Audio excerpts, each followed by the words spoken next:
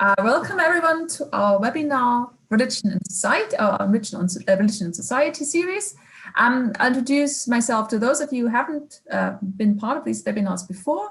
My name is Wagner. I'm the Executive Director of the Woolf Institute. The Woolf Institute is located in Cambridge. We are a research institution who focus on religion and society, and we combine our research with teaching, with public education, and with policy work to foster understanding between people of different religious communities. So as usually in our webinars, we do have a live webinar crowd, and we also have an audience on Facebook. And the videos will be available on Facebook from tomorrow, I think, and on the YouTube channel in due course. So this webinar series follows on from our COVID Chronicles. If you haven't checked out the COVID Chronicles, it's a really, really great series, or actually two series that you can find on our web pages, in which Dr. Ed Kessler, who is the founder director of the Institute, has questioned faith leaders from all over the world, questioning about the response of religious institutions to COVID and also of individuals to COVID. And this is something that the webinar on today will also follow up on. We explore to what extent the closure of religious buildings and the lockdown have provided a fertile ground for renewing as well as creating new religious practices. So how have faith communities searched for new ways to connect with the sacred and with their communities in their everyday lives? And what does it tell us about inter-religious encounter? So today, our guests in the panel are Dr. Mary C. Boyce, who is I have to read this, the Skinner and McAlpin Professor of Theology at Union Theological Seminary in the city of New York. And she's also a member of the Sisters of the Holy Names of Jesus and Mary. And our second speaker is Revd Professor Martin Forward. He is one of the two co-founders of the original Woolf Institute, the Center for the Study of Jewish-Christian Relations, and he's also one of the trustees of the Woolf Institute. And chairing, we have Dr. Ed Kessler, who is the founder director of the Woolf Institute. And just very quickly about the format of the webinar, the speakers will talk for 5 to 7 minutes each about the impact of the closure of religious buildings. And then our speakers in the chair will discuss among themselves. And then we also have questions from the audiences. If you want to type in a question as webinar audience, please put it in the Q&A box and not in the chat box, because it's much easier for the chair to handle the questions if they're put in the Q&A box. And without further ado, I'm handing over to the chair. Ed, over to you. Thank you, Miriam, and welcome everybody. Delighted that you're joining us. Well, I suppose we're going to start with you, Mary, and this question about whether COVID and religious responses to COVID have generated any new religious practices. What do they tell us about the rejuvenation, if you'd agree with that, of religion as a whole? I think it's a complicated picture. So on the one hand, the COVID-19 pandemic has caused us to go against some of the most human of our practices, to distance ourselves from the other. It goes against the grain of who we are as individuals. So one of the fears that I have is that the relative isolation that we've been living in will exacerbate our fear of those who are different from us, whether religiously, racially, ethnically, and so forth. And on the other hand, I think that the pandemic has evoked real creativity on the part of some religious leaders. It's been possible, for instance, to experience different rituals via Zoom or something comparable. So you're not restricted to where you can get by way of physical transportation. In a class that I taught last spring on studies in Jewish-Christian relations, the Jews in the class were able to be at a celebration of the Eucharist in a parish in New York City. And it was much less much less threatening to them to be at worship at a remove. And the same thing, the Christians in the class were able to go to some synagogue services, again, feeling, I think, more at home than they might have been as visitors. So now I've been accustomed, I haven't been back to church since early March last year to the building itself, but here in New York, and every state is a little different about this, but we do have services, and you can have up to 25% of your normal, the normal number of people in the building. I found it in many ways meaningful to be at worship remotely because I've chosen to go to places where the ritual is done with real beauty. So both here in New York, but also I occasionally go to the cathedral in my home city of Seattle, because that cathedral has really its beautiful spot and beautiful liturgy enacted. On the other hand, I don't rub shoulders with those who are different from me. we don't share, and this is one of the things that's going to be a challenge, I think, for both the Orthodox and Anglican Catholic traditions, liturgical traditions. We share the common cup in our worship. I don't imagine we'll ever go back to that. And I haven't taken the time to engage with liturgists about how they're thinking about that. I just want to say one more thing that I think has been, I really miss my colleagues, first my union colleagues, because we're entirely operating remotely. But I miss the various conferences and gatherings that we have, professional gatherings. But one of the things that I've noticed, both what the Woolf Institute is doing, but also similar kinds of centers are doing a lot of programming. And I could go to a lecture every night or a webinar of some kind. I don't, because I usually spent the whole day at the computer anyway, and by the end of the day. But one of the things that I think is so important is that resources are being produced that will be widely accessible, even when we go back, please God, to being with one another physically. So the fact that I could go and choose a video from a panoply of resources is just, that is such a great thing that we'll be able to use for years and years to come. So I participated, for instance, Monday night in a wonderful webinar on anti-Semitism in America that was filmed in Chicago by the Catholic Theological Union, and had a panel from Syracuse, New York, and Washington, D.C. And so these are the kinds of things that I think will allow us to keep the interreligious forces moving, but we'll have to work harder at it, because I think social distancing has only both increased our individualism, at least here in the United States, and made us, I think, a little more fearful of the other.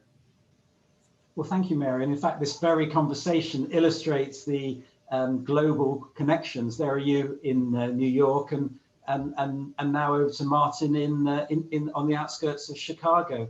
So Martin, Mary has touched on the challenge of isolation, the opportunity of creativity, and the challenges of lack of physicality, really. And what about you? How have you seen the religious responses to COVID? What have we learned in terms of these varied customs that are developing? Isolation is, I think, a real difficulty for many people. I'm at the moment acting as interim pastor at the church I go to before our new senior minister comes in April, and our building is still open, but we can only have, because of state rules, 25 people.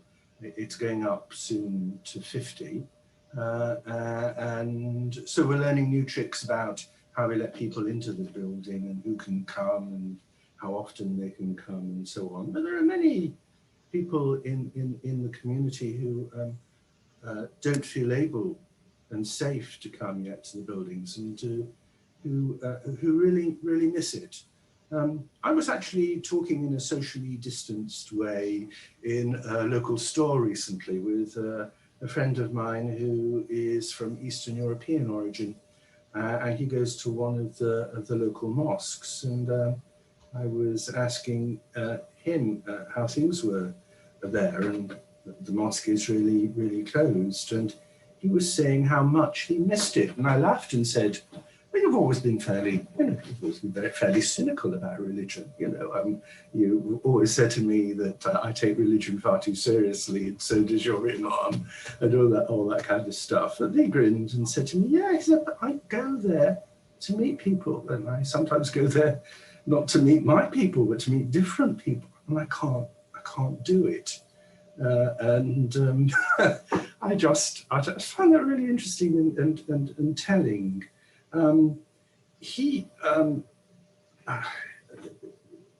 We have a few churches here who have shown some kind of a resource in doing new things. Obviously, some of them are fairly obvious: Bible studies, book club meetings by Zoom or some other resource. One of the most interesting attempts in some local churches, not in mine, but in some, is an attempt to have a kind of virtual communion service. And so the pastor will preside at his end of the Zoom and invite people to take bread and wine. And this has been very helpful to some people, but it has raised fairly acute theological issues for some other people that actually, are I think difficult to grasp and explain. Nevertheless, for many people who participate in them, the real issue is not the theological one. It's just that they feel accepted, and they feel they're doing something that has been meaningful to them and that they've missed. So that's a question, I think, that will be going ongoing. I think that issues of interfaith and social justice have clearly been deeply impacted by this, and how people do the social justice thing in a local way. As it happens, we have an interfaith food network in Aurora, which this evening is having its virtual annual fundraiser for the very first time, and some lucky person will be able to go to, I hope, the real Vegas when they win the prize. Otherwise, they'll have to go to the virtual Vegas if we're still in lockdown when all this sort of things happens. So people there are being quite creative about how they do things, but also quite traditional. They're doing the same thing, but really in traditional ways. But actually at the hard end, where they're delivering to local people who need it, food and other resources, of course, they've had to do things like drive-by and appointments and a whole pile of other such things that have enabled them to keep safe at a difficult time. And that's brought other people into the process. People in some local firms, for instance, have asked if they can offer time or money and so on. So there are good things happening. Can I say one thing about just an anecdote, but I think it may be helpful, and then just a problem that I have with the time of interfaith and plague we live in. And the anecdote is, I have a really dear friend from Indian days, well over 50 years ago, when I lived there, Indian Christian background.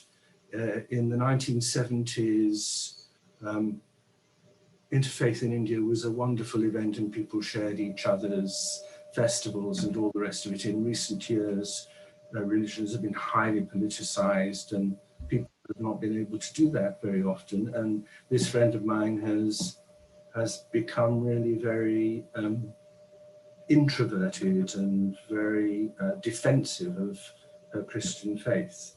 In a time of pandemic and being bored, has turned to Buddhist chanting and found an online group to chant with, and found new friends whom she's also working with politically to see if they can transform the situation in India where she lives because of the extreme politicization of what's going on. So I guess there are individually lots of wonderful stories out there of people who are using the present circumstances to do new and interesting things.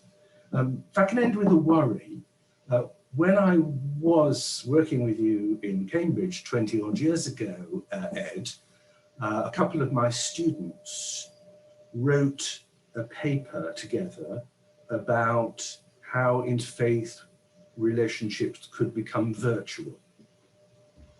And now they have. And in one sense, you could see them as being prophetic. I have to tell you that they were two people with very limited social skills, for whom the retreat into virtual relations was something that they found helpful and acceptable.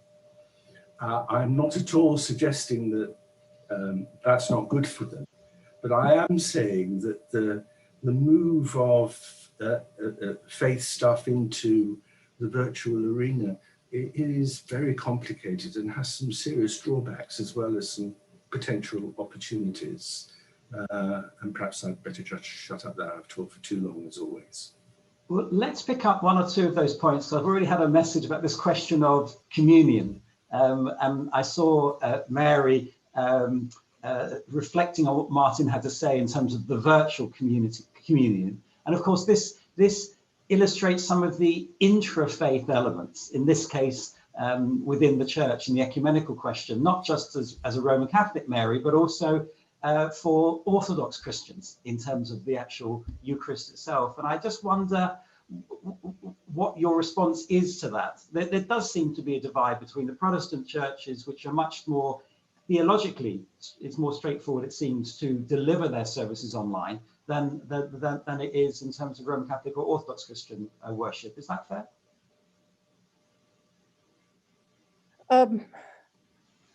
It's probably the case. I haven't given this a great deal of thought, so I'm hesitant to pronounce. I think one of the things, there's not only the question of if I have bread and wine at my table, sitting at the table that I eat my meals at, and I have bread and wine, you know, what is the nature of that bread and wine? I haven't tried to address that theologically. I think for me, it's emotional, particularly if I've made the bread. I mean, that there's something I'm bringing, you know, the fruits of the earth, fruits of my labor and so forth. But at least in my tradition, the sharing of, and this is a post-Vatican II development where we actually share the consecrated wine, that symbol of the blood of Jesus, and I'm using symbol in the very deep sense of that term. We're sharing the cup. It's one cup, one people. And we have a lot of hymnody around that as a metaphor. And, you know, it is something, you know, at communion time to watch people coming up, you know, and the lame and the halt and the, you know, the elderly and the, you know, it's very moving that for me, a post, you know, my communion meditation, I'm not really much given to mystical flights. So just watching people, you know, watching the children, you know, and now, you know, you can watch people. We don't have the sharing of the cup. We have the sharing of the bread, but people have to leave right away. At least in the bishops of the United States decreed that you end the service and then you give communion, which liturgically seems to me to be highly problematic. But at any rate, you're told when you receive, you know, to leave after communion and then be sure to be socially distanced from one another. It just cuts at the heart of the Eucharist.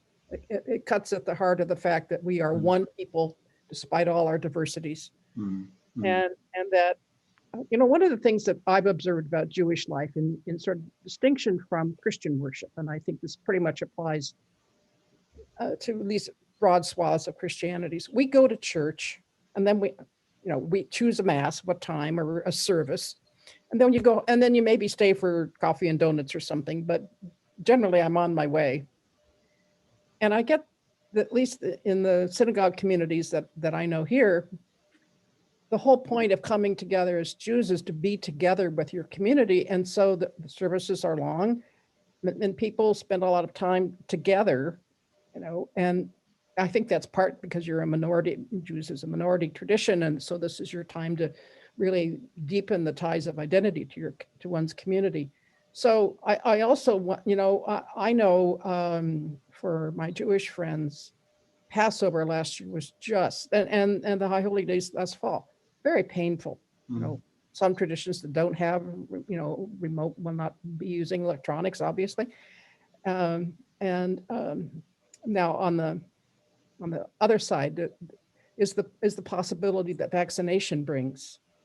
So one of my very close Jewish friends she will have her shot, and this particular family all had COVID.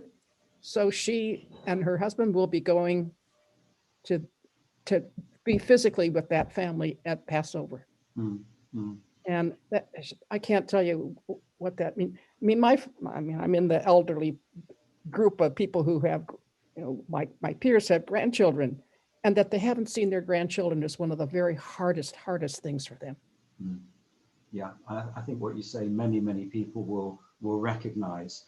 And within the Jewish world, as you know, there's just as much the sort of divergence we're talking about in the way that Martin described a virtual communion, and what you were saying is the pain that you feel by not being together, the lack of physicality, the lack of not meeting, seeing people. In the Jewish world, as you know, it's split between the sort of Orthodox Jewish world, who for religious reasons to do with the need for physical presence, questions about electricity, cannot have a virtual Shabbat or a virtual Seder meal at Passover, whereas the non-Orthodox world are much more open to that and unimpeded, really, in not dissimilar way to the way Martin would describe some of the Methodist services in the States or in the UK.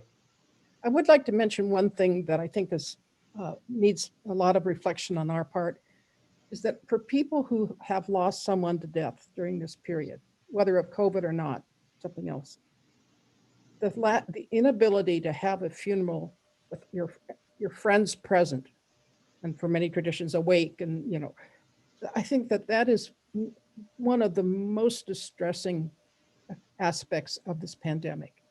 I mean, yes, you can have, I've been to Zoom, sitting Shiva via Zoom, but if there's ever a time when you need the physical presence of loved ones, that is the time. And I just would say one last thing about this. I think one of the things that I've heard from many people is how moving they found the national service of mourning that preceded the inauguration on January 20th. It was just a very short service. I didn't time it. Maybe it was 15, 20 minutes, maybe even shorter. But it was certainly an interfaith movement. It didn't follow any one tradition. And with the symbolism of the lights and the reflecting pool, I don't know anybody who watched it who wasn't moved to tears. And the importance for our countries to do something similar. Martin, I wonder, I've had a message about the question of funerals in the time of COVID. And I wonder if you could offer us some thoughts there. I mean, as Mary said, the isolation and the suffering of being alone, perhaps, and witnessing a funeral, and you both, I'm sure you too, Martin. I mean, just the other day, I was participating in a funeral virtually. There were 4 people there at the cemetery, just 4, and others following online, and then the gathering, as it was called by that community afterwards. But what are your views on how to handle funerals and that end of life period in a time of social distancing? Can I start by saying that I think it's really important not to make a virtue out of necessity, you know, whether we're talking about a virtual communion or a Zoom funeral or whatever. I mean, in the world of the academy, I don't know how it is with Mary, but here, you know, there are many university administrators, for instance, who say, you know, what we're doing at the moment, teaching as we are, is really wonderful. And I want to say to them, no, actually it isn't. It is the best we can do in an appalling situation. I was presiding at a funeral fairly recently, by Zoom. And it was awful because at the beginning I kind of nearly got the giggles because it was, you know, kind of bizarre. And then I thought, what am I doing? And then I had to try and help people and so on. This is not how things should be.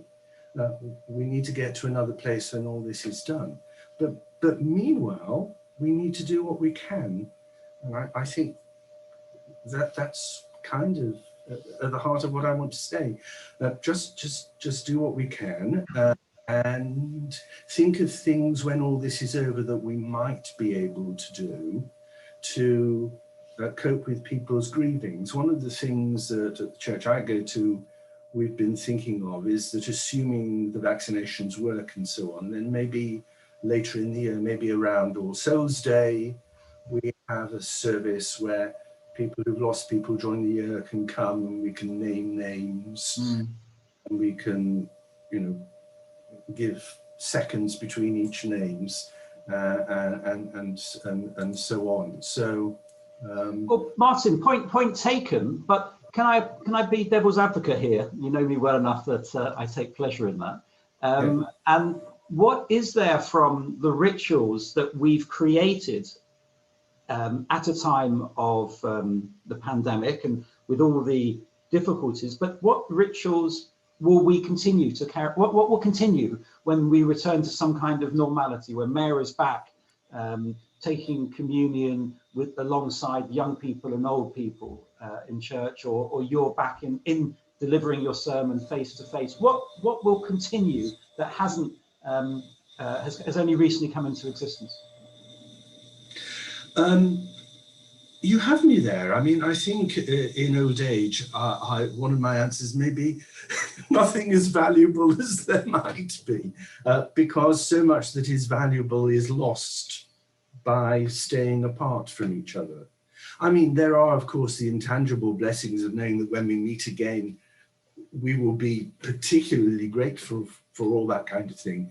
But if you're asking, I mean, when I have participated in funeral services and so on, I haven't, as it were, I've tended to use the traditional funeral service. When I'm preaching, I've tended to do the traditional things. I haven't discovered anything that particularly helps, that's new and innovative in that way. That may very well be my fault. Well, Mary, what about you? Well, I think one of the populations that we haven't talked enough about are the people who are disabled in some way, physically disabled, therefore not able to go. Doesn't matter whether the churches or synagogues are locked or not, they're not able to go. And so the number of live streamed worship services, I think that will continue in some way. Obviously, local churches and synagogues and so forth can't afford to do this for every service, but probably in given regions, there should always be live stream service available to the people.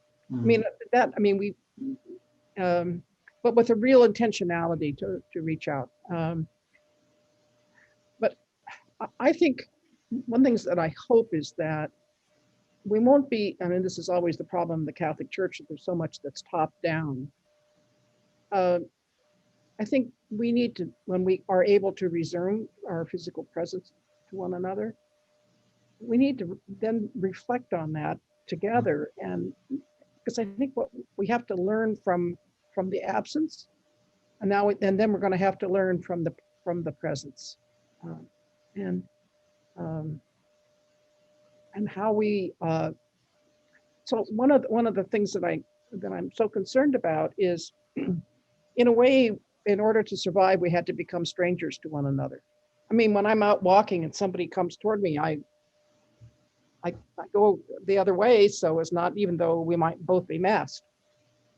And so one of the things that I've sort of been toying with is all the teachings about care for the stranger. I mean, that's such a strong theme. And it's a theme too in the New Testament, though it's, I think, well, I won't go into exegetical discussion so much here. And I think the reason that there's so much emphasis on care for the stranger is that it's not a natural thing for us as human beings. I mean, that difference threatens us. Mm. And so I think we'll need to be much more conscious of outreach to the stranger when we were back, because I think we'll be so happy to be back with familiar groups that we could remain distanced from people who are strikingly different from us. Yes, and that comes back to your first point about isolation actually generating, increasing a level of fear of the other because we don't meet them. I've had a message in from someone called Gemma who asked you to comment on gender relations. And this actually was partly response to you, Martin, when you talked about the mosque, because the mosque is so male orientated. And when there is space for Muslim women, it tends to be relegated in the limitations of that space. And now, of course, all Muslims, like anybody else, are in their home during a lockdown period, and that changes the whole structure of prayer. It changes gender dynamics and gender relations.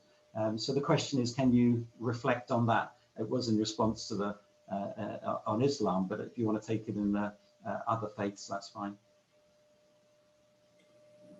The power behind the throne in one of our local mosques is the Imam's wife, and though traditional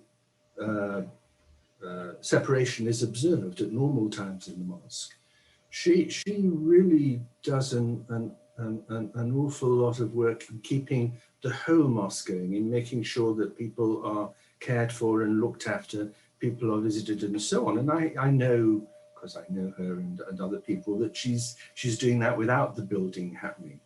What am I trying to say here? I think I'm trying to say that though people often outside see traditional roles when they look at things like mosques and so on, actually on the inside, I have to be careful with this because it's easy for a man to say, and Mary needs to respond to this, but on the inside, women have really creative roles. They're not victims. They're working out within certain possibilities what they can do. What I guess is, and I might be wrong here, but just talking with this person I mentioned, is that she has, as it were, even more responsibility now, and she may be able to extend those roles in the sense in which she's caring for and looking after the mosque and people. So all is not always in places what you think you're seeing. There are possibilities for people to flourish who outsiders sometimes think don't flourish because they see the traditional worldview and very little else. Mm-hmm. I'm not trying to make a virtue out of a necessity. I'm just trying to say certain things do happen, and there are possible developments in a pandemic that could be positive. Mary, do you have any comments in terms of gender relations? Because there's also the other side, isn't there, in terms of the increase in domestic abuse.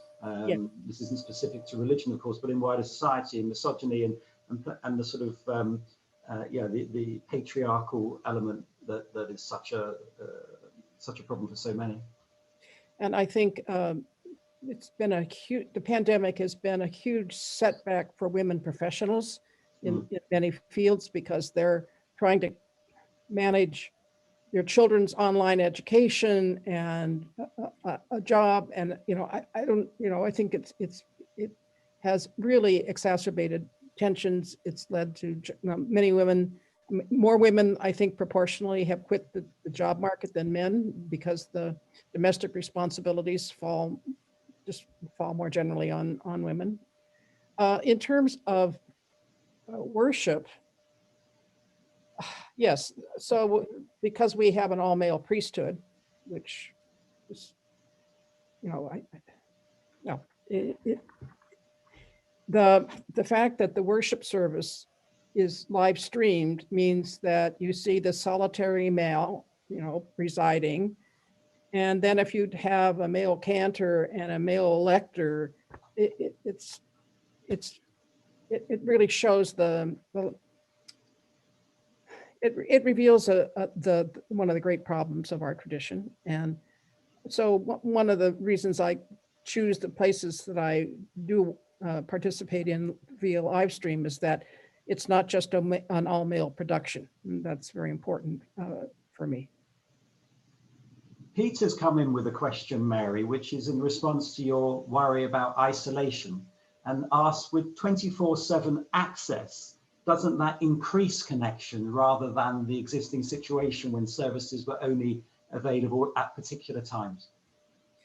Yes and no. I mean, Ed, I think I can reference the conversation we had with our friend in Jerusalem last week, who has been living alone had not been hugged or hugged anybody for almost an entire year. And the fact that she'd gotten her second shot of the vaccine meant that she could go out and hug a person who also had been vaccinated. I mean, it was just so moving. I mean, the loneliness of people who have been alone, and just my community.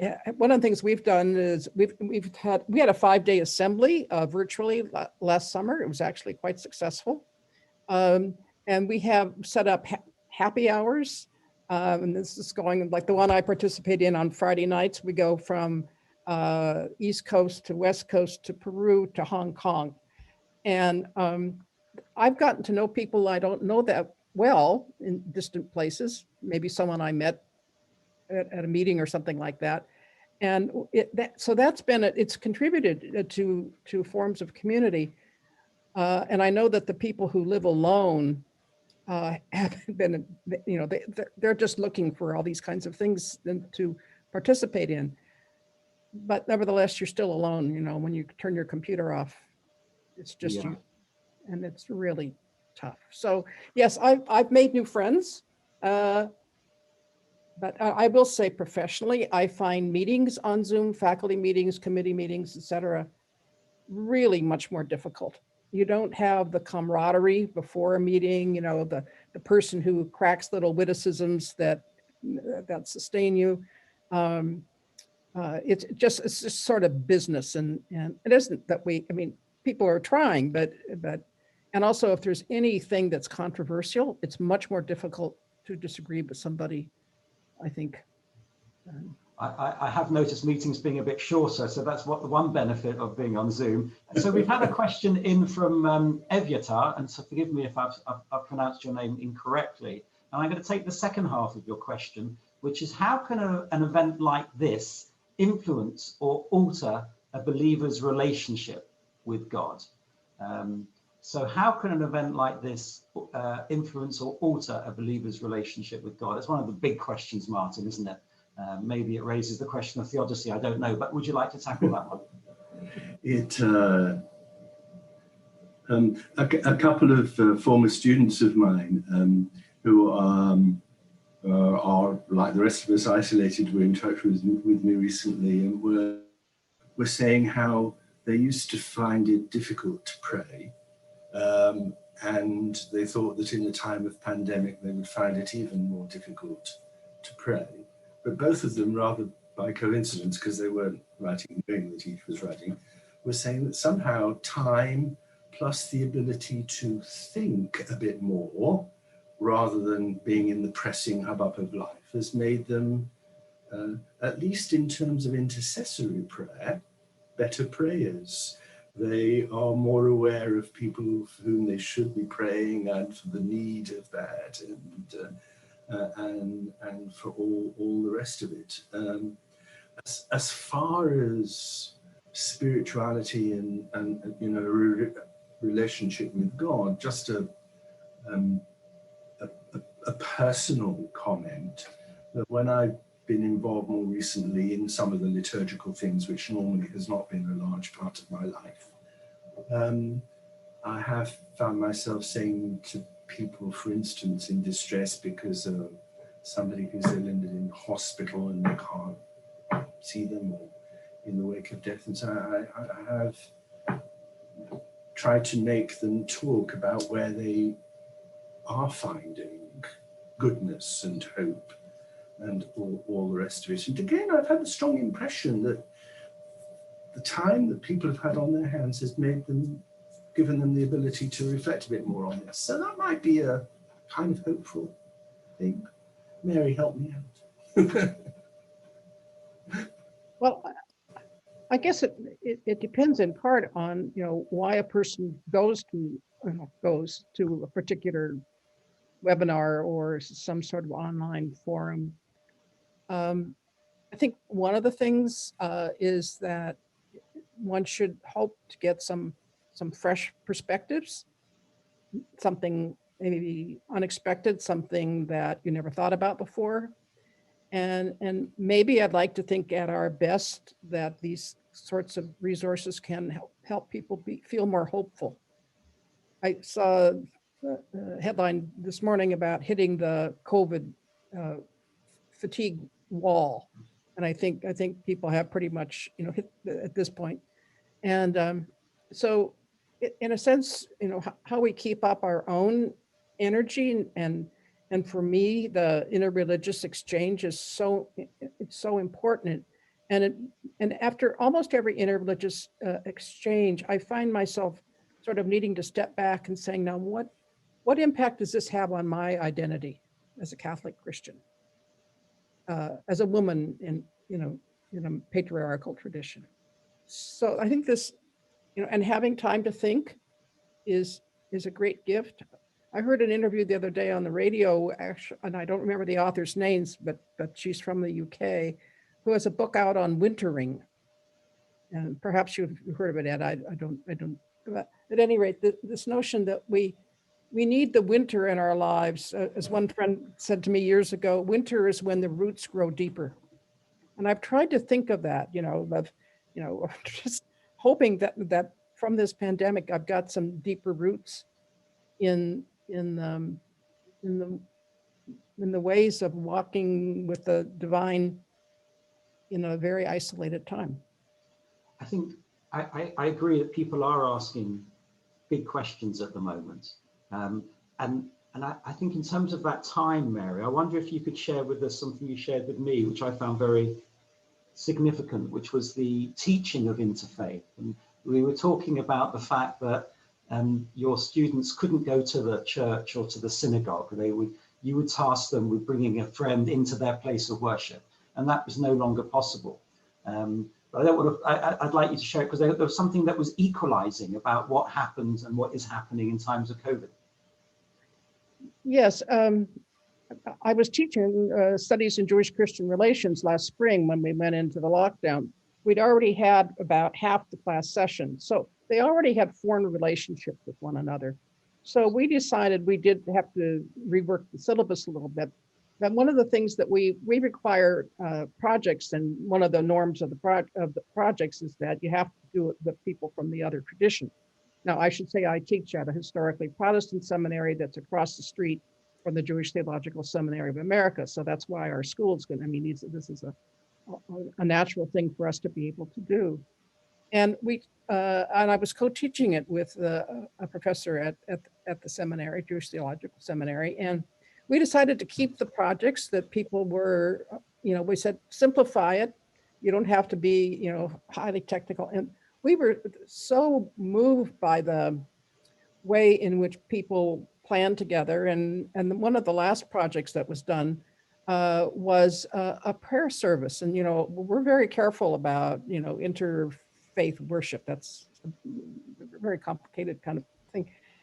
But because the pandemic had so touched us, it was one of the most beautiful prayer services. It was utterly simple, but right from the heart.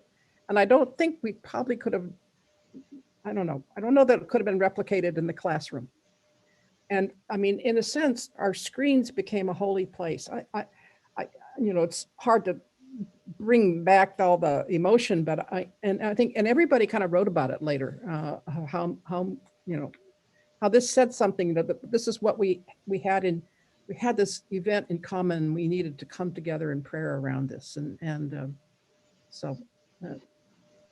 so it was that commonality, isn't it? It's sharing the same experiencing the same pain, the isolation, and it's almost an equalization that you don't normally have with the physical encounter, because often in the physical encounter, those dynamics, they aren't always equal.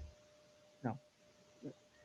So I will say that now teaching, we just started our new semester this week, and now people have been online for almost a year, and they're entirely separate. They don't necessarily know each other, but from the class, and it's great. I have somebody in Germany and somebody in Detroit and so on and so on. But I think because I think for me, good teaching requires interaction. Interaction on the screen is one thing, and I make good use of breakout rooms and that kind of thing. But when they can't have a cup of coffee together before or after, I guess you can on screen, but it's not. The Zoom coffee morning does not work so well after church service. Martin, a question from Sam, which is, have we entered a marketplace? Has religion become a marketplace? In other words, I suppose Sam means that with this access that I can at a click of a button, I can go anywhere. I can attend any service anywhere in the world. And of course, I suppose it's not just a Jewish service. Myself being Jewish, I could attend a Christian or other. So have we now entered the marketplace? Yeah, I think we have in one sense, but I think there's always been a kind of marketplace. There's just more of it. I mean, if I again can speak about the church that at the moment I'm in charge of, it tends to be full of recovering other people, including Methodists like me, a significant number of Catholics, Episcopalians, even Jews and so on, who have had bad experiences somewhere and who are looking for something else, or in some cases have a kind of cultural background in something but no real experience, and then find that their cultural background, should we say, is Methodist. They end up with us. So all this thing that I think has always gone on, but I think it's now much more possible for people to try out a whole number of different things. What the result of that will be, I don't think we'll yet see. But I think we have to accept that it's there, and will be interesting to see where it goes. We're certainly less threatening, isn't it? I mean, I can attend any service without having to physically cross the threshold, and that's much easier for me because, if I'm an unfamiliar face, you're a bit concerned going into a place of worship that you don't know anybody, you don't know how the service runs. Whereas I've got some kind of anonymity, I suppose. That I can just attend something, and so it's much less threatening, and it's very straightforward.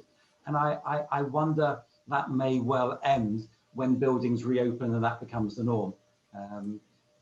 Yeah, that might be the case. I have a feeling too that some of this may be to do with people's personality traits. I'm the sort of person who would log into a wonderful experience in the Seattle Cathedral and not want anybody to get anywhere near me, just observe. But other people will be much more keen to be actually involved and to see real people and so on. So, just because some people like me get a thrill, a buzz out of that, I think doesn't take away from the fact that it will be a very good thing when buildings do open again and people can meet with each other, which doesn't mean to say that we should lose some of the things that, like Mary mentioned, the virtual streaming and so on is still going on. My church never used to stream. Now it will stream when it goes back to doing normal services because people appreciate it, all that kind of stuff. Well, we're going into the last few minutes of this conversation, and I don't want to end without addressing the issue of mental health and well-being. This is something that's been a major source of discussion here in the UK. And I'm just wondering, as hopefully the vaccinations are rolled out, and as we are able to return to some kind of normality, although it probably won't be exactly the same as it was before February last year, but the long-term impact in terms of well-being and mental health, I think this is something, I'll put it as a question rather than a statement. Mary, is this something that religion and faith and belief can actually help in terms of sustaining and giving support to those of us who have experienced those sorts of issues? Yes, and I know from a therapist friend that got vaccinated because now therapists are considered essential workers, and this is in New York. You know, every state has its own protocols. So I'm especially concerned about the mental health of people, especially of young people. You know, like going to I have one of my colleagues at Union's daughter is a freshman in high school. Well, you're going into a new school, you don't know anybody, and you're on the screen all day. That's a pretty miserable way to be 13 years old. I mean, so I think people in vulnerable ages, I think it's really difficult, and I know that there's concern here about suicide, particularly in terms of young people. And I don't quite know, I haven't thought in terms of what religious leaders could do about this. I do think at least to put it out there on the agenda, to speak about it, to point to resources that are available. I mean, one of the things, I mean, a lot of the parishes have, you know, they're keeping a lot of their activities going. Again, it's all virtual, but so, and to keep hope alive and to point to the importance of getting treatment. And of course, this is exacerbated by economic issues. So, you know, so much of we haven't talked really about what this has done to our economies, but certainly the rich have gotten richer and the poor have gotten poorer.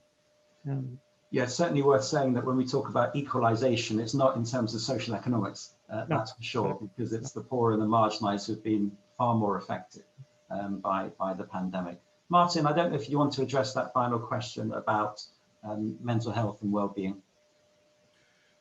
I think Mary has said it all, really.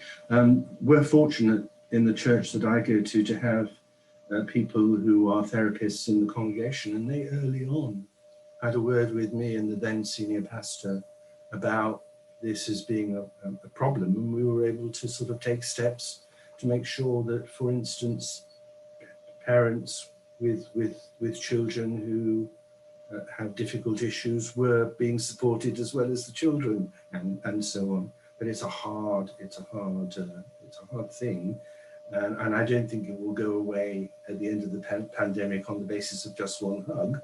Though the hug will help. Yes, well, hugs certainly do help, I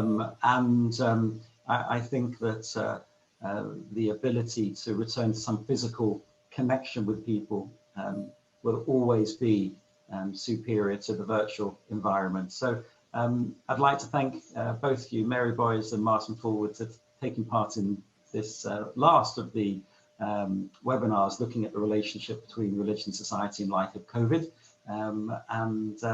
We're very grateful to everybody who's listening. Thank you very much indeed.